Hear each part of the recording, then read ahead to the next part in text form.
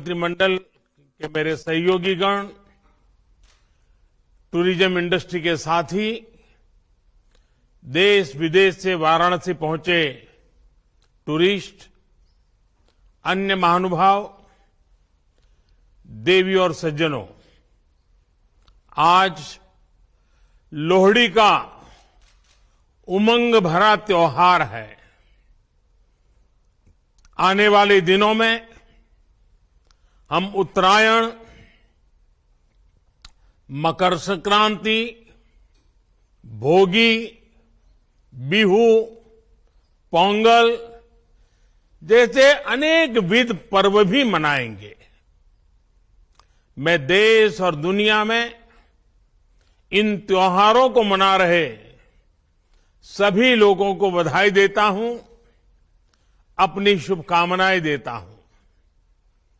साथियों, हमारे पर्वों, दान दक्षिणा, तप तपस्या, हमारे संकल्पों की सिद्धि के लिए हमारी आस्था, हमारी मान्यता का एक अपना महत्व है और इसमें भी हमारी नदियों की भूमिका महत्वपूर्ण है। ऐसे समय में हम सभी नदी जलमार्गों के विकास से जुड़े इतने बड़े उत्सव के साक्षी बन रहे हैं। आज मेरी काशी से डिब्रूगढ़ के बीच दुनिया की सबसे लंबी नदी जल यात्रा गंगा विलास क्रूज का शुभारंभ हुआ है। इससे पूर्वी भारत के अनेक पर्यटक स्थल वर्ल्ड टूरिज्म मैप में और प्रमुखता से आने वाले हैं। काशी में गंगा पार ये जो नई निर्मित अद्भुत टेंट सिटी से वहां आने और रहने का एक और बड़ा कारण देश दुनिया के पर्यटकों, श्रद्धालुओं को मिला है। इसके साथ साथ आज पश्चिम बंगाल में मल्टी मॉडल टर्मिनल, यूपी और बिहार में फ्लोटिंग जेटी, असम में maritime skill centre, ship repair centre, terminal connectivity project, ऐसे 1000 करोड़ रुपए से अधिक के प्रोजेक्ट का भी शिलान्यास और लोकार्पण हुआ है। ये पूर्वी भारत में ट्रेड और टूरिज्म से जुड़ी संभावनाओं का विस्तार करने वाले हैं, रोजगार के नए अवसर बनाने वाले हैं। साथियों, गंगा जी हमारे लिए सिर्फ एक जलधारा भर नहीं है, बल्कि ये प्राचीन काल से इस महान भारत भूमि की तप तपस्या की साक्षी है। भारत की स्थितियां, परिस्थितियां कैसी भी रही हो, मां गंगे ने हमेशा कोटि कोटि भारतीयों को पोषित किया है, प्रेरित किया है। इससे बड़ा दुर्भाग्य क्या हो सकता है कि गंगा जी के किनारे की पूरी पट्टी की आजादी के बाद विकास में पिछड़ती ही चली गई। आगे जाने की तो बात ही छोड़ दीजिए। इस वजह से लाखों लोगों का गंगा किनारे से पलायन भी हुआ। इस स्थिति को बदला जाना जरूरी था। इसलिए हमने एक नई अप्रोच के साथ काम करना तय किया। हमने एक तरफ नमामि गंगे के माध्यम से गंगा जी की निर्मलता के लिए काम किया, वहीं दूसरी तरफ अर्थ गंगा का भी अभियान चलाया। अर्थ गंगा यानी हमने गंगा के आसपास बसे राज्यों में आर्थिक गतिविधियों का एक नया वातावरण बनाने के लिए कदम उठाए। ये गंगा विलास क्रूज इस अर्थ गंगा में उसके एक अभियान को नई ताकत देगा। उत्तर प्रदेश, बिहार, असम, पश्चिम बंगाल और बांग्लादेश की यात्रा के दौरान ये क्रूज हर तरह की सुविधा मुहैया कराएगा। साथियों, आज मैं उन सभी विदेशी टूरिस्ट का विशेष अभिनंदन करता हूं जिस क्रूज के माध्यम से पहले सफर पर निकलने वाले हैं। आप सभी एक प्राचीन शहर से एक आधुनिक क्रूज से सफर करने जा रहे हैं। मैं अपने इन विदेशी टूरिस्ट साथियों से विशेष तौर पर कहूंगा कि India has everything that you can imagine. It also has a lot beyond your imagination. India cannot be defined in words.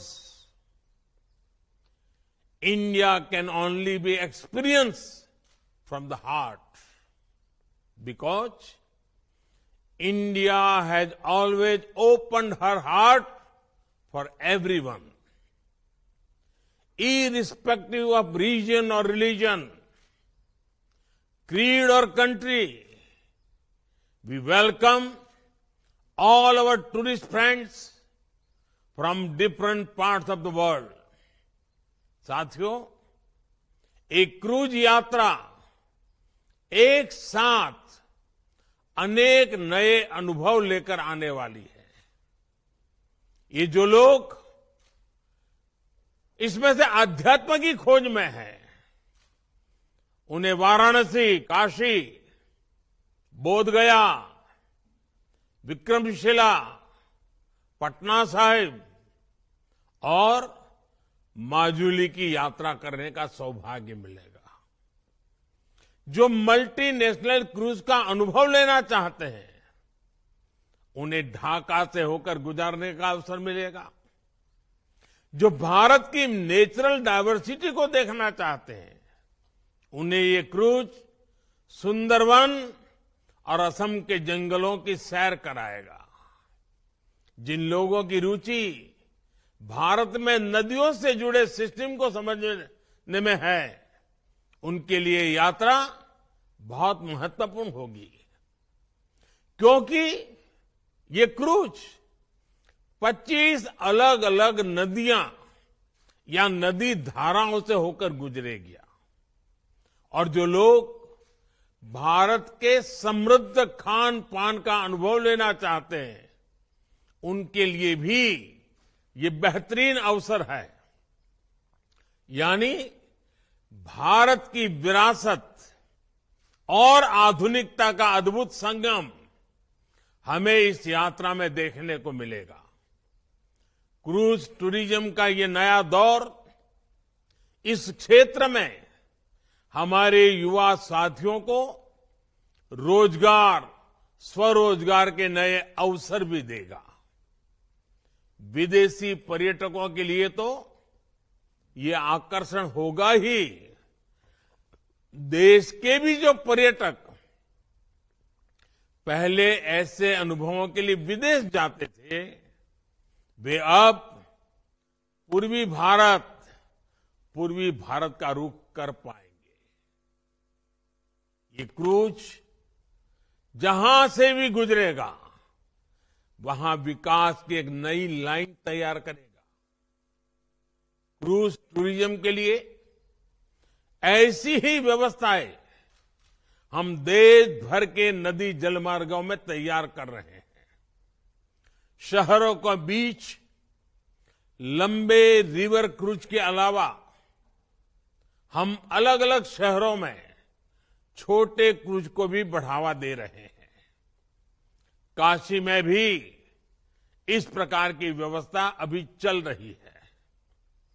ये हर पर्यटक वर्ग की पहुंच में हो, इसके लिए बजट से लेकर लग्जरी क्रूज तक हर प्रकार की सुविधाएं देश में विकसित की जा रही हैं। साथियों, देश में क्रूज टूरिज्म और हेरिटेज टूरिज्म का ये संगम ऐसे समय में हो रहा है जब भारत में पर्यटन का एक बुलंद दौर शुरू हो रहा है। भारत की वैश्विक भूमिका जैसे जैसे बढ़ रही है, वैसे वैसे भारत को देखने, भारत को जानने और भारत को समझने की उत्सुकता भी बढ़ रही है। इसलिए बीते 8 वर्षों में हमने भारत में टूरिज्म सेक्टर के विस्तार पर विशेष बल दिया है। हमने अपने आस्था के स्थानों, तीर्थों, ऐतिहासिक स्थलों के विकास को भी प्राथमिकता बनाया है। काशी नगरी तो हमारे इन प्रयासों की साक्षात साक्षी बनी है। आज मेरी काशी की सड़कें चौड़ी हो रही हैं, गंगा जी के घाट स्वच्छ हो रहे हैं। काशी विश्वनाथ धाम का पुनर्निर्माण होने के बाद जिस प्रकार श्रद्धालुओं और पर्यटकों में उत्साह देखा जा रहा है, वो भी अभूतपूर्व है। बीते वर्ष जितने श्रद्धालु काशी आए हैं, उससे हमारे नाविकों, रेहड़ी ठेले, रिक्शा वालों, दुकानदारों, होटल गेस्ट हाउस चलाने वालों, सभी को लाभ हुआ है। अब गंगा पार के क्षेत्र में इन नई टेंट सिटी काशी आने वाले श्रद्धालुओं को, पर्यटकों को एक नया अनुभव देगी। इस टेंट सिटी में आधुनिकता भी है, अध्यात्म भी और आस्था भी है।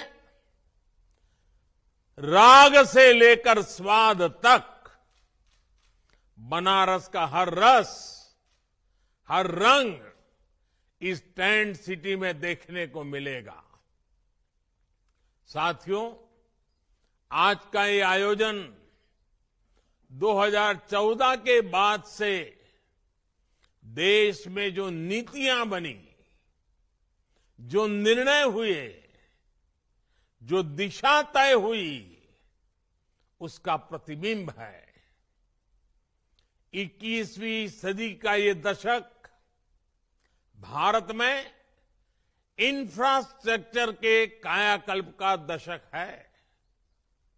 इस दशक में भारत के लोग आधुनिक इंफ्रास्ट्रक्चर की जो तस्वीर देखना जा रहे हैं, जिसकी कल्पना तक किसी जमाने में मुश्किल थी, चाहे घर, टॉयलेट, बिजली, पानी, कुकिंग गैस, शिक्षण संस्थान और अस्पताल जैसा सामाजिक इंफ्रास्ट्रक्चर हो, डिजिटल इंफ्रास्ट्रक्चर हो, या फिर रेलवे, हाईवे, एयरवे और वाटरवे जैसा फिजिकल कनेक्ट